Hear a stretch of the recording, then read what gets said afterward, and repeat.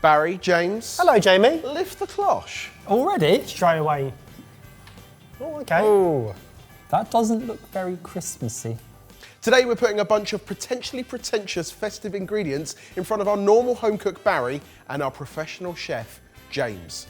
It smells quite floral, almost like rose. It smells not festive. No. Well, not festive to me. It smells spicy. I think it smells like North African. Almost like harissa-y, kind of like...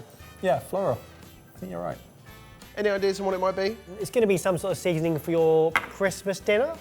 Roast potatoes. Sprouts? All sprouts would be good. This is the Ross and Ross Pigs in Blankets dust. Pigs in blankets. Pigs in blankets. Dust. Okay. Create the ultimate pigs in blankets by rubbing them in this magic dust from Ross and Ross. Sweet, smoky and spicy, it takes the classic side dish and elevates it to a show-stealing food heaven level.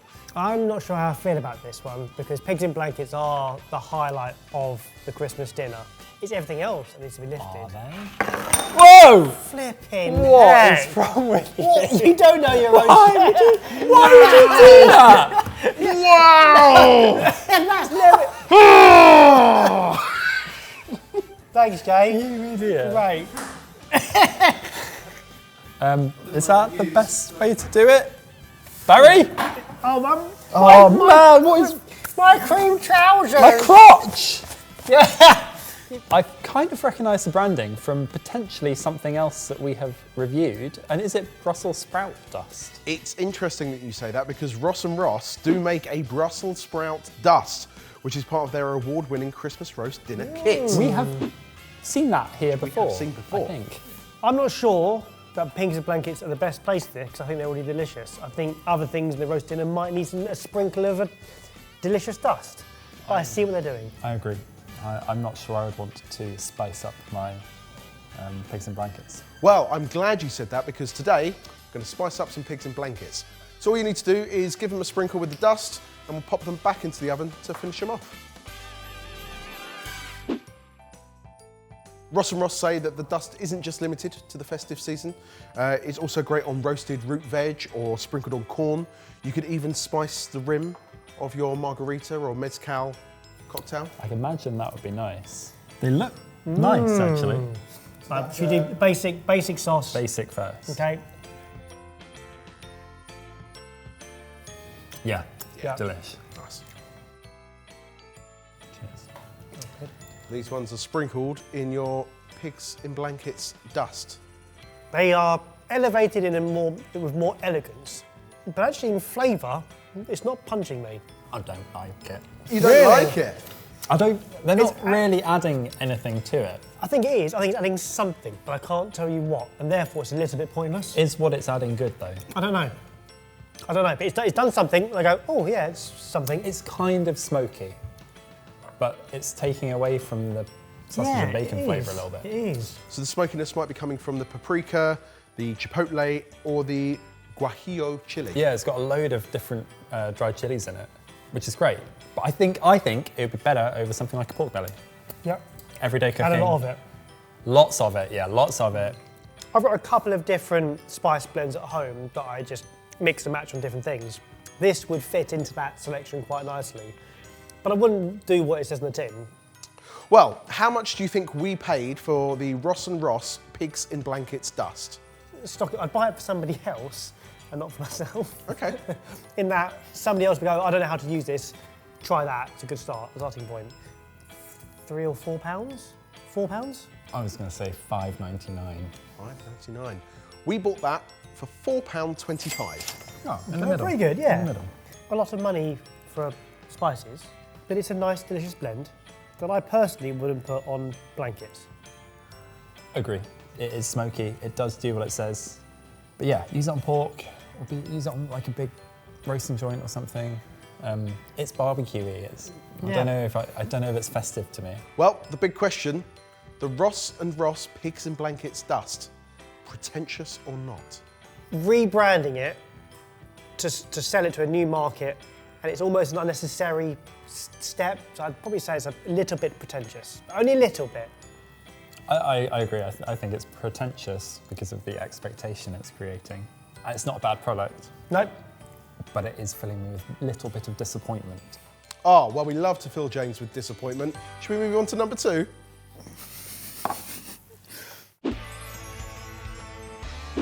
Right, lift the cloche on number 2. It's your turn. Yes. Hey! It's Christmas. Here we go. Is it a soft drink or is it a hard Oh, drink? smell it. I think it's a soft drink.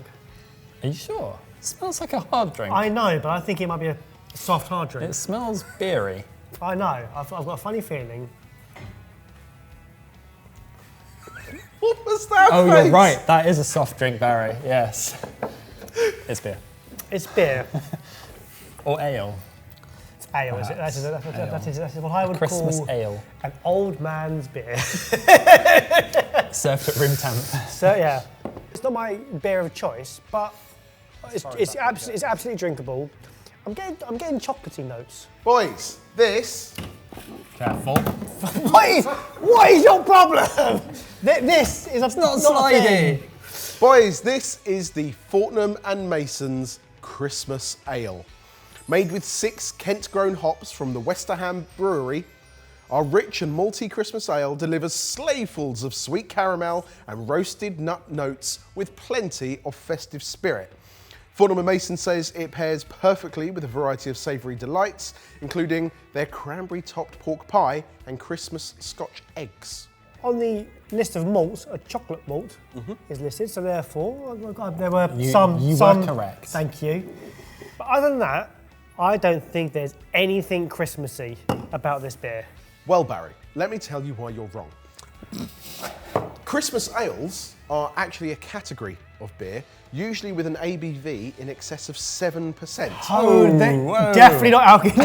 That's not a soft drink. They're brewed a few months before Christmas to make sure they're at their best when the festive season comes out, and they're usually well-rounded. Okay, that's cool. So we're not looking for Christmassy flavours necessarily. Okay, right. It's just the fact that these ales are enjoyed at Christmas time. Okay. I don't know how I feel about this one. It's doing what it is. Caramel nut notes, maybe. Although this is marketed by Fortnum and Mason, it's branded by them, it's actually brewed by Westerham Brewery, who are a multi-award-winning brewery in Kent. I don't know why this is in a pretentious ingredient. Yeah, I think what you're saying is it could literally be any beer. Yeah. Or any ale. Yeah. Like it is warming. It's like I get the whole caramel notes and stuff like that. It's deeper. It's not a lager. It's not light. Like it's more wintry, Christmassy time. But it could be any ale, really. Well, let's see if price becomes a factor in this potentially pretentious festive ingredient. How much do you think we paid for 6 cans? You're looking between 12 and 15 pounds, probably. I would say 14. I was gonna say 18. Really? Fortnum and Mason, mate. Fortnum and Mason tax. We paid £18. Yes. Well done, well done. We're quite good at this, isn't we? Hang on. And are you excited because you were right, or because you think that's a good price to pay? Because I was right. There's nothing exciting That's about what we were doing. outrageous. Is it a lot of money for good quality ale from an award-winning brewery? No, it's a fair price for a nice canned It's all right, beer. yeah. It's all right. Okay. Okay, well, let's move on to the most important question. Is it pretentious or not? No. No. But it is the same issue that we had with the last ingredient, which is that it's a regular thing that's been branded to be Christmassy. Yeah. And that's why I think my expectation is different to what I'm actually getting. Lovely. Well, let's see if the third one can impress you, because we haven't had much luck so far. Right, number 3. Pressure's on. Lift the cloche. Your turn. Please, Be Christmassy. Be Big Christmassy. Christmas.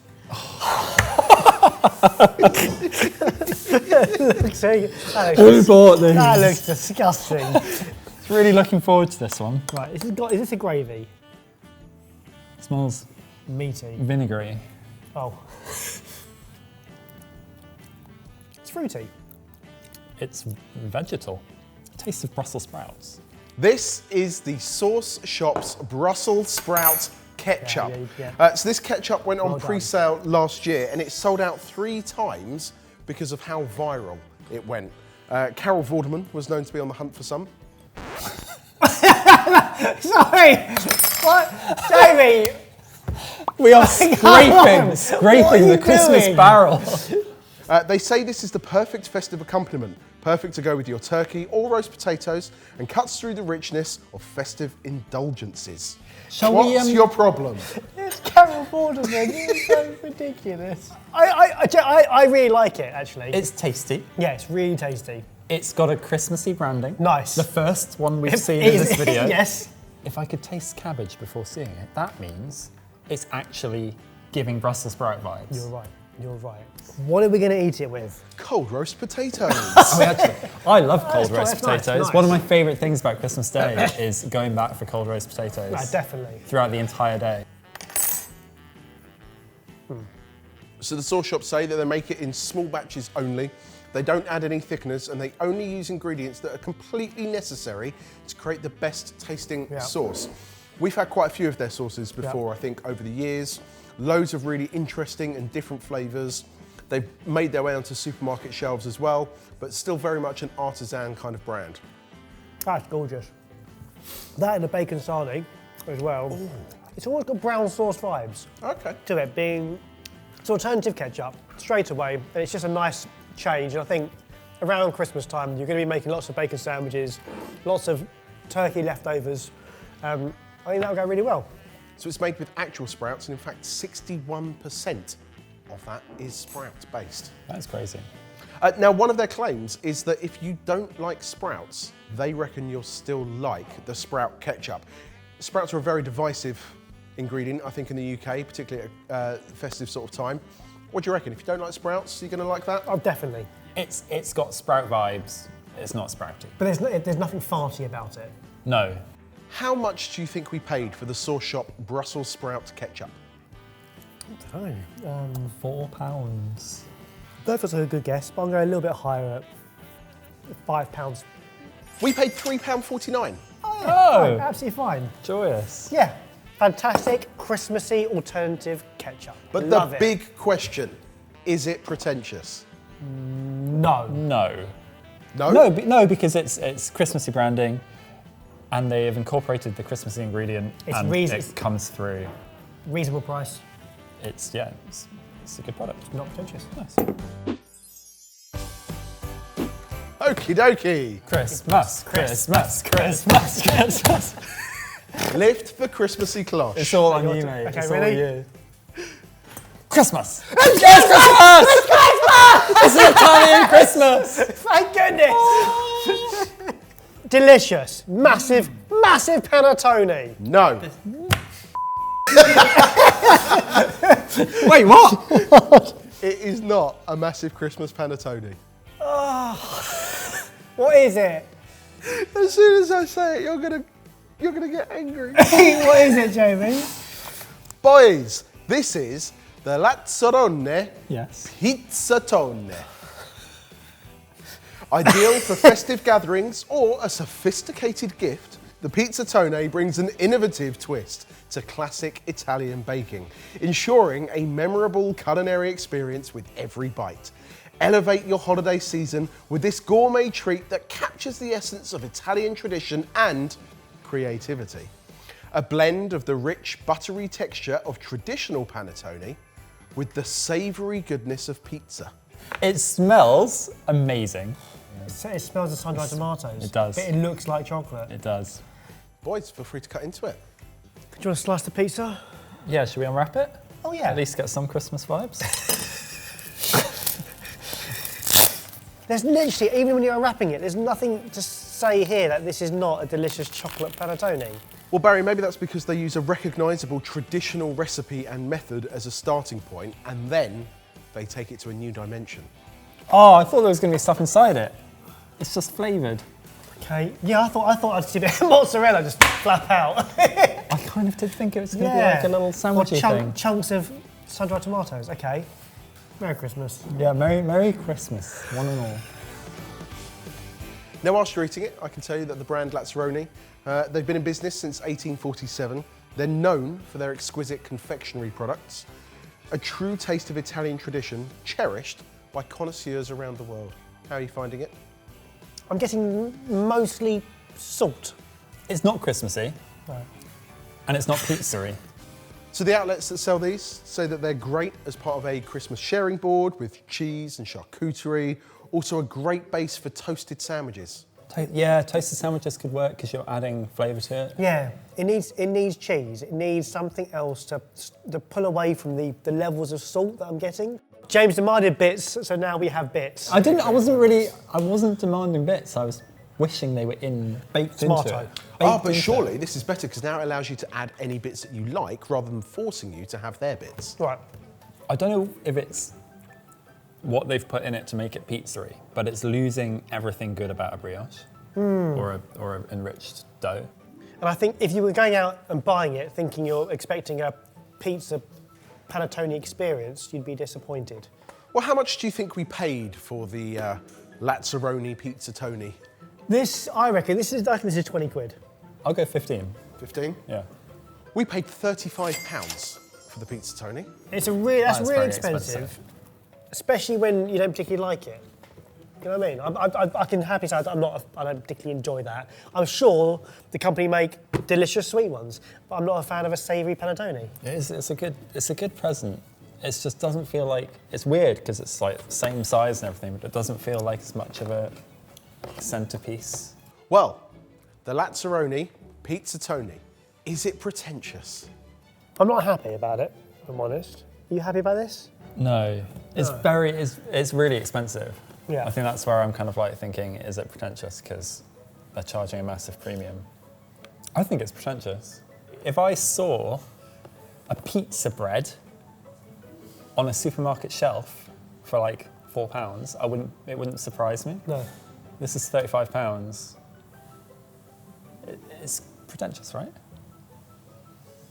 I don't know, what do you think? If you have any more suggestions for Pretentious Ingredients, please let us know downstairs.